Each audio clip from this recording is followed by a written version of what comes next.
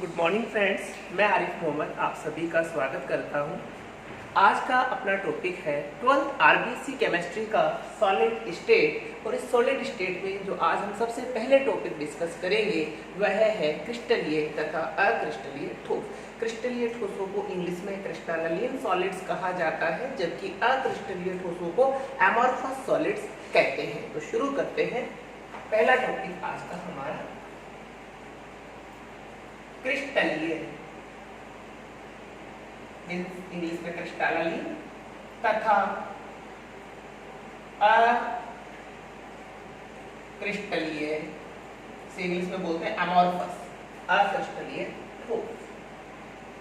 क्रिस्टलीय तथा अक्रिस्टलीय ठोस, इसके बारे में हम बात करेंगे। सबसे पहले क्रिस्टलीय। क्रिस्टलीय क्या होता है? ठोस बना हुआ होता है अवयवी कणों से। अवयवी कणों को अगर अपन गोला माने और मान लीजिए दो प्रकार के अवयवी कणों से यह ठोस बना हुआ है, तो हम इसको कुछ इस प्रकार से शो कर देते हैं।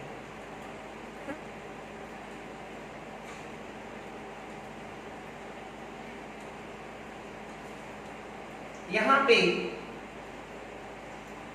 गोलों को दो टाइप से शो करना है, इसलिए एक गोले को ब्लैंक छोड़ देते हैं और दूसरे को फिल कर देते हैं।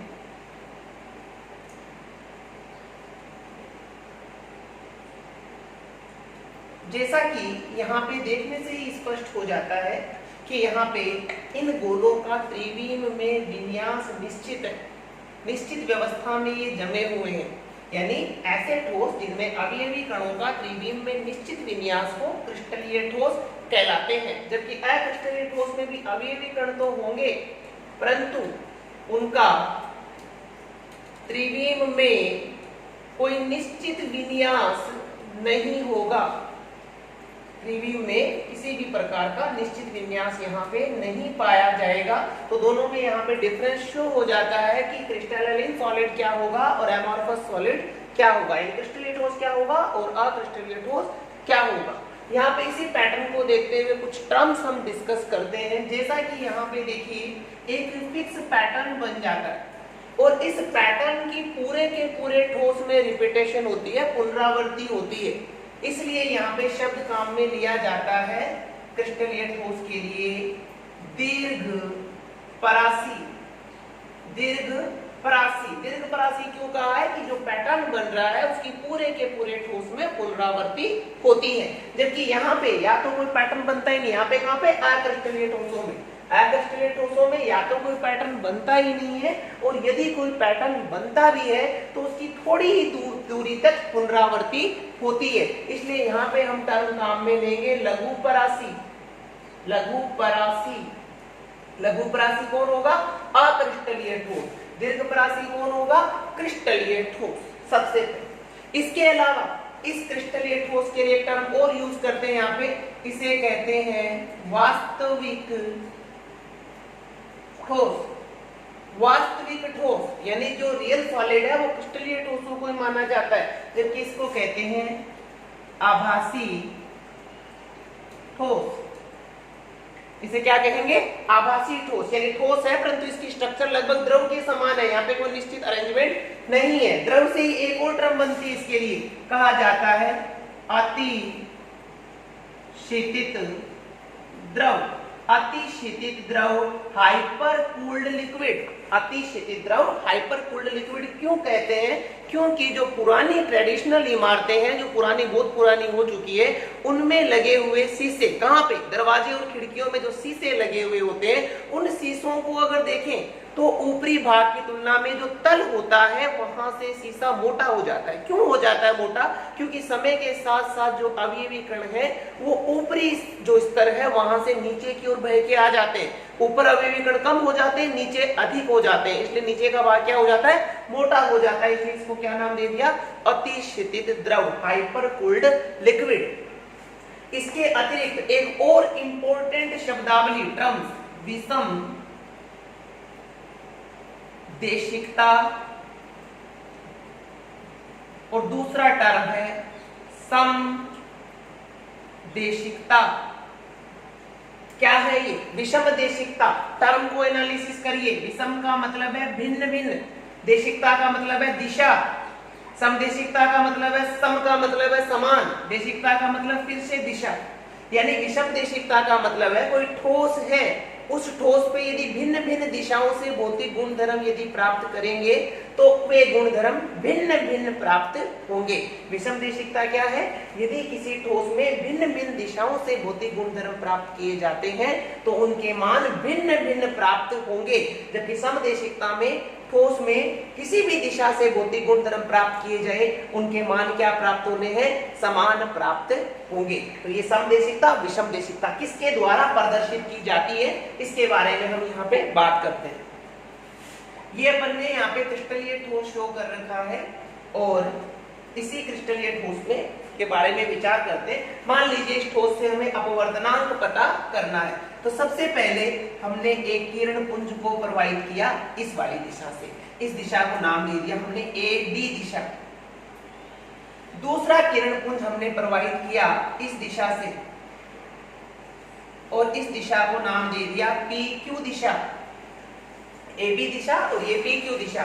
तो यहाँ पे अब हमें ये देखना है कि क्या भौतिक गुणधर्म जो अपवर्तनांक की हम बात कर रहे हैं वो समान प्राप्त होगा। ध्यान दें, ए बी दिशा में अगर अवयवी कण किरण पुंज पे देखें तो ऊपर की ओर दोनों प्रकार के अवयवी कण उपस्थित है। यहाँ पे ब्लैंक है, सॉरी फील्ड है, ब्लैंक है, फील्ड है, ब्लैंक है, नीचे भी ब्लैंक है, फील्ड है, ब्लैंक है और फील्ड है, दोनों प्रकार के अवयवी कण ऊपर नीचे उपस्थित है। जबकि पी क्यू पथ पे अगर आप देखेंगे तो इस तरफ सारे के सारे खाली गोले, जबकि इस तरफ सारे के सारे भरे हुए गोले हैं, यानी इस तरफ एक प्रकार के गोले हैं, दूसरी तरफ दूसरी प्रकार के गोले। इसलिए इन किरण पुंजों पर इन अवयवी कणों का भिन्न भिन्न प्रभाव होगा और यहाँ पे जो आप अपवर्तनांक पता करेंगे उनका मान भी भिन्न भिन्न प्राप्त होगा।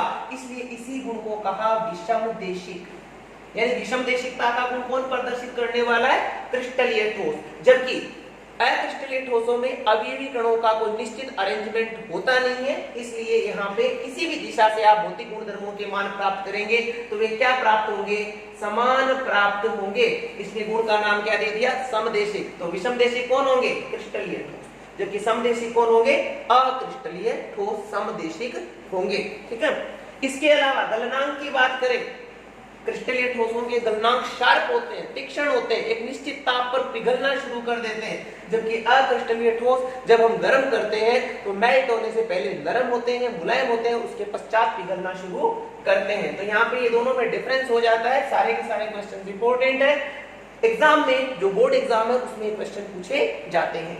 आगे हम बात करेंगे, जो अगला टॉपिक है हमारा वह है क्रिस्टल जालक तथा एकक कोष्ठिका। नेक्स्ट टॉपिक है क्रिस्टल जालक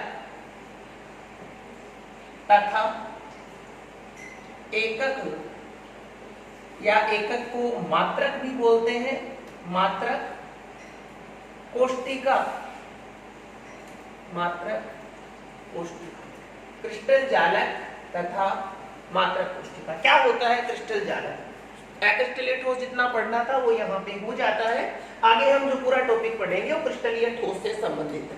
क्रिस्टलीय ठोस में अवयवी कणों को गोलों के रूप में प्रदर्शित किया जाता है। क्रिस्टलीय ठोस में अवयवी कणों को गोलों के रूप में प्रदर्शित करते हैं इस प्रकार से। इन गोलों को कहते हैं क्रिस्टल बिंदु। गोलों को भी नाम दिया है क्या? क्रिस्टल बिंदु। जो क्रिस्टलीय ठोस में गोले हैं उनको क्या कह रहे हैं? क्रिस्टल बिंदु। जब इन क्रिस्टल बिंदुओं को सीधी रेखाओं से मिलाते हैं, जब इन्हें सीधी रेखाओं से मिलाएंगे इस प्रकार से, तो एक जालक संरचना बनती है, जाल के समान संरचना बनती है और इसी जालक संरचना को क्या कहते हैं? क्रिस्टल जालक। तो क्रिस्टल जालक क्या है? अवयवी कण बिंदुओं के रूप में शो करें, उनको सीधी रेखाओं से मिलाया तो किसका निर्माण हुआ? क्रिस्टल जालक का निर्माण हुआ है। नेक्स्ट टॉपिक है एकक कोष्ठिका, मात्रक कोष्ठिका। देखिए, एकक कोष्ठिका और मात्रक कोष्ठिका को समझने के लिए दीवार का एग्जांपल लीजिए। दीवार, एक पूरी दीवार आपके सामने बनी हुई है। इस दीवार को इमेजिन करिए बनी किससे? किससे बनी है? ईंट से बनी है। ईंट की रिपीटेशन, बार बार ईंटों को हम जोड़ते गए और उन्हीं ईंटों को जोड़ने से क्या बन गई, दीवार बन गई। तो यहाँ पे इस दीवार के लिए जो एकक कोष्टिका मात्रक कोष्टिका उसे क्या कहेंगे, ईंट को कहेंगे। इसी प्रकार से क्रिस्टलीय ठोसों में भी क्या होता है, एक इकाई होती है और वही इकाई रिपीट होकर, रिपीटेशन से किसका निर्माण करती है, पूरे के पूरे ठोस का, क्रिस्टल जालक का निर्माण करती है। उसे ही एकक कोष्टिका मात्रक कोष्टिका या इंग्लिश में बोलते हैं यूनिट सेल कहते हैं। तो इसकी डेफिनेशन हम दें तो क्या कह देंगे, वह इकाई जिसकी बारंबार पुनरावृत्ति से क्रिस्टल जालक का निर्माण होता है एकक कोष्टिका या मात्रक कोष्टिका कहलाती है। इसको समझने के लिए एक डायग्राम बनाते हैं हम यहाँ पे। यूनिट सेल,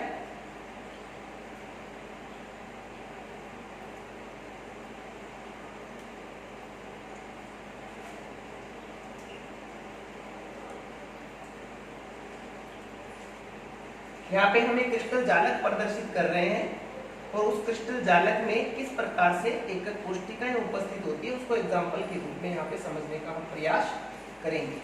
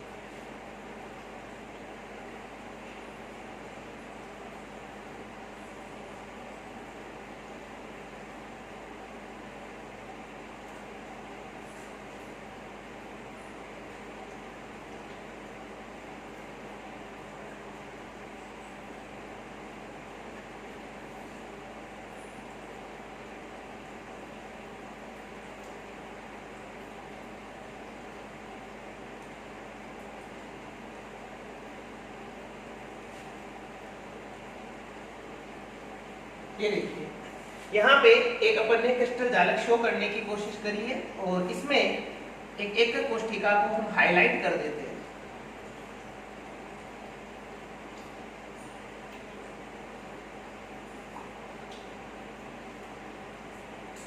ठीक है, अब यहाँ पे देखिए जो हाईलाइटेड एक पार्ट है वो एकक कोष्टिका है, यूनिट सेल है। इसी प्रकार की देखिए इन इकाइयां साइड में भी और आगे पीछे ऊपर नीचे जमते हुए इसने पूरे के पूरे क्रिस्टल जालक का निर्माण किया है। इस क्रिस्टल जालक में अगर अपन मात्रक कोष्टिकाओं को काउंट करें तो हम पाएंगे यहाँ पे, तो ये मात्रक कोष्टिका 1 2 3 4 5 6 7 8 9 10 11 12 यहाँ पे मात्रक कोष्टिकाएं उपस्थित है। ठीक है, तो ये होती है मात्रक कोष्टिका जिसकी रिपीटेशन से क्रिस्टल जालक का निर्माण होता है। अगला टॉपिक है अपना क्रिस्टल जालक के प्रकार या मैं कहूं मात्रक कोष्टिका के प्रकार। क्रिस्टल जालक के प्रकार या मात्रक एकक कोष्टिका यूनिट सेल कोष्टिका के प्रकार, टाइप्स ऑफ यूनिट सेल। कितने प्रकार की होती है, दो कैटेगरी में इसे हम डिवाइड करते हैं। दो कैटेगरी कौन कौन सी है देख लेते हैं। सबसे पहले जो कैटेगरी हम यहाँ पे बना रहे हैं वो हमने कह दिया इसको सरल साधारण, सरल कह दिया, साधारण या इसी को कहते हैं आद्य मात्रक कोष्टिका।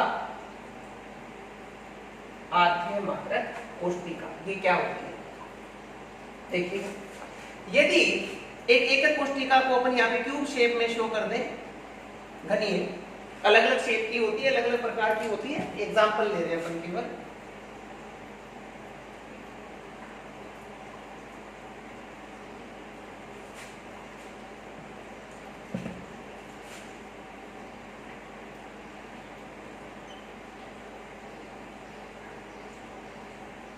एक एकक कोष्टिका हमने यहाँ पे शो करी है। इसमें अवयवी कण केवल कोनों पर उपस्थित है। देखिए जो अवयवी कण है वो एकक कोशिका के केवल कोनों पर उपस्थित है, अन्य किसी भी स्थान पर उपस्थित नहीं है। तो इस प्रकार की एकक कोशिका सरल साधारण आद्य मात्रक कोशिका, इस इंग्लिश में बोलते हैं प्रिमिटिव यूनिट सेल कहलाती है। सेकंड कैटेगरी की हम बात करें तो सेकंड कैटेगरी होती है केंद्रित सेंटर्ड मात्रक या एकक कोशिका।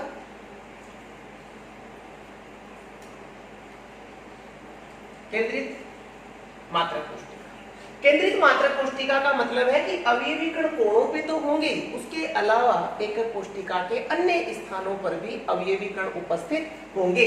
किस प्रकार से होंगे इसको अगेन हम फिर से क्लासिफाई कर देते हैं। पहली कैटेगरी हम यहाँ पे बनाते हैं काय केंद्रित, इसे कहते हैं, दूसरा नाम लेते हैं इसके लिए अंतः केंद्रित, काय केंद्रित या अंतः केंद्रित मात्रक कोशिका, जिसका शॉर्ट नेम होता है BCC, body centred cubic unit cell. अगर घनीय हो तो क्यूबिक वर्ड यूज करेंगे, body centred cubic unit cell. इसमें क्या होगा देखिएगा, अवयवी कण किस प्रकार से अरेंज होंगे देखते हैं।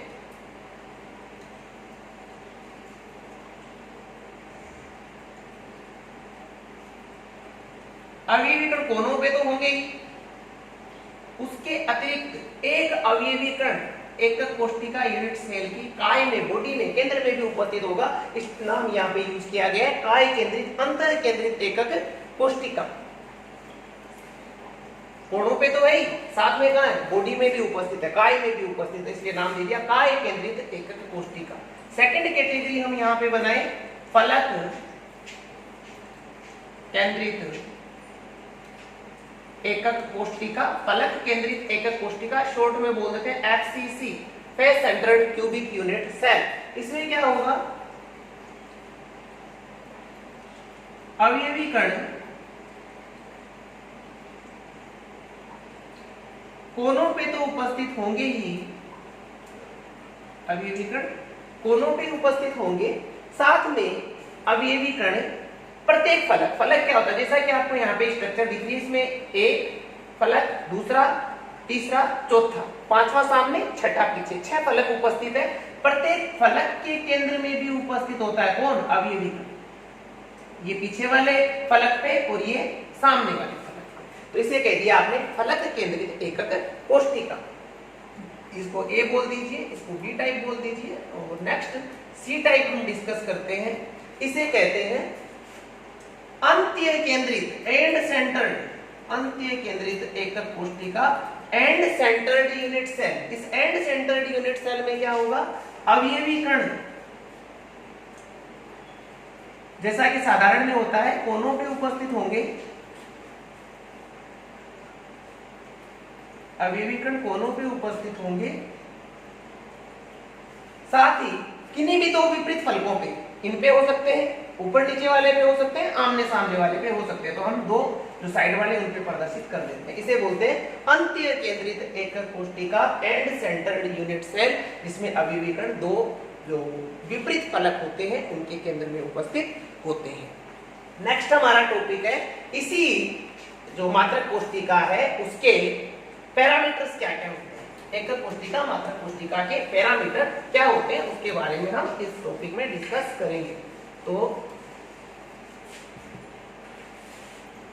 मात्रक कोशिका, इसी को एकक भी कहते हैं मात्रक भी कहते हैं, दोनों इसी के नाम है। मात्रक कोशिका के पैरामीटर, मात्रक कोशिका के पैरामीटर, किसी भी मात्रक कोशिका को प्रदर्शित करने के लिए किन किन पैरामीटर्स की आवश्यकता होती है उसके बारे में हम यहाँ पे बात करेंगे।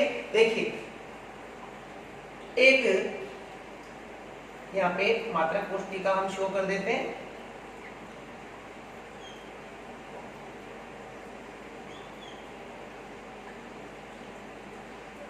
इस मात्रक कोशिका के प्रदर्शन के लिए हमें 3 भुजाओं की आवश्यकता होगी, जिन्हें हम एक्सिस के अनुदिश मान लेते हैं। जैसे कि एकक कोशिका में, मात्रक कोशिका में ये 3 भुजाएं, इनमें से इस भुजा को नाम दे दिया हमने ए, इसे डी कह देते हैं, और ये होगी सी। तीन भुजाएं, यानी पैरामीटर्स में तीन तो भुजाएं कौन कौन सी, ए बी सी, इनकी आवश्यकता होगी। और तीन कोण, कौन से कोण, इन भुजाओं के मध्य के कोण, बी और सी के बीच के कोण को हम अल्फा कह देते हैं, ए और सी के बीच के कोण को हम बीटा कह देते हैं, और ए और बी के बीच के कोण को हम गामा कह देते हैं। तो यहाँ पे ए बी सी तीन भुजाओं की आवश्यकता होगी, साथ ही कोण अल्फा बीटा गामा की भी आवश्यकता होगी। तो किसी भी एकक कोष्ठिका के कुल कितने पैरामीटर्स होंगे, 1 2 3 4 5 6, 6 पैरामीटर की आवश्यकता होगी किसी भी एकक कोष्ठिका को प्रदर्शित करने के लिए। तो आज के लिए बस इतना ही। थैंक्स फॉर वॉचिंग, बने रहिए हमारे साथ।